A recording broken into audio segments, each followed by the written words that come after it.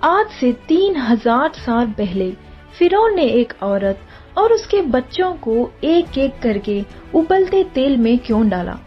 یہ واقعہ سن کر آپ کا ایمان ضرور تازہ ہوگا۔ فرعون کے گھر میں ایک خادمہ تھی۔ اس نے حضرت موسیٰ علیہ السلام کی دین کو قبول کر لیا۔ فرعون نے اسے اپنی بیٹی کی خدمت اور کام کاج کرنے پر مامور کیا تھا۔ ایک دن کا واقعہ ہے، وہ خادمہ فرعون کی بیٹی کے بالوں میں کنگھی کر رہی تھی۔ کنگھی کرتے ہوئے اس کے ہاتھوں سے اتفاقاً کنگھی گر پڑی۔ وہ اٹھانے لگی تو اس کی زبان سے بسم اللہ نکل گیا۔ اس پر شہزادی نے کہا، تو نے آج عجیب کلمہ پڑھی، رب تو میرا باپ فرعون ہے، تو پھر تو نے کس کا نام لیا؟ اس نے جواب دیا، فرعون رب نہیں ہے، بلکہ رب وہ اللہ ہے جو مجھے اور تجھے اور خود فرعون کو روزی دیتا ہے۔ شہزادی نے کہا، اچھا تو کیا تم میرے باپ کے سوا کسی اور کو اپنا رب مانتی ہے؟ اس نے جواب دیا، ہاں، میرا، تیرا اور تیرا باپ سب کا رب اللہ ہی ہے۔ شہزادی نے اس بات کی اطلاع اپنے باپ کو دے دی۔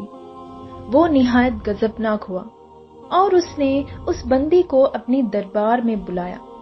جب وہ حاضر ہوئی تو فرعون نے پوچھا، کیا تو نے میری سوا کسی اور کو اپنا رب مان لیا ہے؟ خادمہ نے صاف کہہ دیا، میں تمہیں خدا نہیں مانتی، میرا اور تیرا رب اللہ ہی ہے۔ اس جواب کو سن کر فرعون دنگ رہ گیا۔ فرعون نے سوچا، اس عورت کو ایسی سزا دینا چاہیے، اس طرح کی ضرورت کسی اور کو نہ ہو۔ اسے پتا تھا یہ عورت اپنی بچوں سے بے انتہا محبت رکھتی ہے، لہذا فرعون کے بچوں کو اس دربار میں لانے کی حکم دیا۔ پھر فرعون نے سپاہیوں کو حکم دیا کہ ایک بڑی دیگ میں تیل کھولایا جائے۔ تو فرعون نے حکم دیا کہ اس عورت کے تمام بچوں کو ایک ایک کر کے اس کھولتے ہوئے تیل میں ڈال دیا جائے۔ فرعون کا حکم سنتے ہی اس عورت کے آنکھوں کے سامنے اندھیرا چھا گیا۔ خادمہ نے نہایتی صبر اور ہمت سے کام لیا۔ سپاہیوں نے اس خادمہ کی ایک بچے کو پکڑا اور اسے گھسیٹتے ہوئے لے جانے لگے۔ اس بچوں نے سپاہیوں سے رحم کی بھیک مانگتے، کبھی فرعون کی طرف امید بھری نگاہوں سے دیکھتے۔ سپاہیوں اسے ڈھکیلتے اور گھسیٹتے ہوئے دیگ کے قریب لے گئے۔ خادمہ اپنے بچے کی طرف محبت بھری نظروں سے دیکھ رہی تھی اور اسے الوداع کہہ رہی تھی۔ چند لمحات میں اس کے بچے کو کھولتے ہوئے تیل میں انڈل دیا اور کچھ ہی لمحے میں اس معصوم کی ہڈیاں تیل کے اوپر تیرنے لگیں۔ فرعون نے کہا، اب تو مان لو، میں خدا ہوں، تیرے باقی بچے بچ جائیں گے۔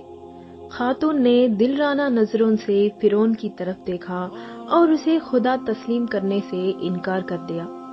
فرعون اس ثابت خادمہ اور ہمت کو دیکھ کر دنگ رہ گیا۔ تھوڑی دیر میں اس کی دوسرے بچے کو بھی تیل میں ڈال کر ہلاک کر دیا گیا۔ اب سپاہی اس خاتون کے سب سے چھوٹے بچے کی طرف بڑھے۔ جب سپاہیوں نے اس بچے کو چھینا تو بچے نے زور سے چیخ ماری تو ماں کا کلیجہ منہ پہ آ گیا اور وہ زمین پر گر پڑی اور وہ زور و قطار رونے لگی۔ وہ عظمت والا شریک خدا اس عورت پر گزرنے والی قیامت سے خوب واقف تھا، لہذا اللہ کی طرف سے ایک معجزہ ظاہر ہوا۔ وہ معصوم بچہ جو ابھی بول ہی نہ سکتا تھا، اس کی زبان میں بولنے کی قوت آ گئی۔ اے میری ماں، تو حق پر ہے، بے شک دنیا کی سزا آخرت کے مقابلے میں کم ہے۔ فرعون کے دربار میں لوگ حیرت زیادہ رہ گئے، لیکن ان کی دلوں پر لگی کفر کے تالا پھر بھی نہ کھلے۔ دیگ میں اس بچے کو بھی ڈال دیا گیا۔ سپاہیوں نے اس خادمہ کو پکڑا اور ڈھکیل کر اسے دیگ کے پاس لے گئے اور خادمہ نے کہا، رکو۔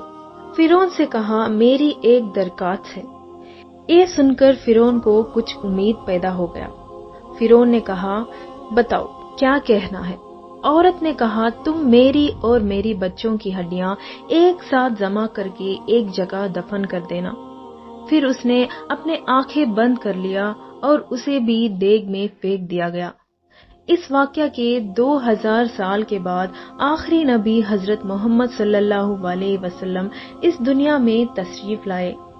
آپ کو ایک رات ہماری آخری نبی حضرت محمد صلی اللہ علیہ وسلم کو معراج کے سفر پر لے جایا گیا۔ معراج کی رات جب حضرت صلی اللہ علیہ وسلم گھوڑے پر سوار ہو کر بیت المقدس پہنچے تو آپ کو مصر کی طرف سے ایک خوشبو آنے لگی۔ حضور نے جبرائیل علیہ السلام سے پوچھا، اے جبرائیل، یہ کتنی اچھی خوشبو آ رہی ہے، یہ خوشبو کیسی ہے؟ یا رسول اللہ، فرعون کی ایک باندی تھی جس نے ایمان کے خاطر اپنے اور اپنے بچوں کے جانوں کا سودا کیا تھا۔ اس کی اور اس کے بچوں کے ہڈیاں کو ایک جگہ دفن کیا گیا تھا۔ جس دن انہیں دفن کیا گیا تھا اس دن سے لے کر آج تک ان کی خوشبو آ رہی ہے اور یہ قیامت تک آتی ہی رہے گی۔ ہم خوش قسمت ہیں کہ اللہ نے ہمیں ایمان کی دولت سے نوازا، جس ایمان کو پانے کے لیے لوگوں نے اپنی اور اپنی اولادوں کے جانوں کی نذرانہ پیش کر دیا، جبکہ ہمیں کتنی آسانی سے یہ دین اور ایمان مل گیا۔ سبحان اللہ۔ اگر یہ ویڈیو آپ کو اچھا لگا ہو تو لائک اور شیئر، سبسکرائب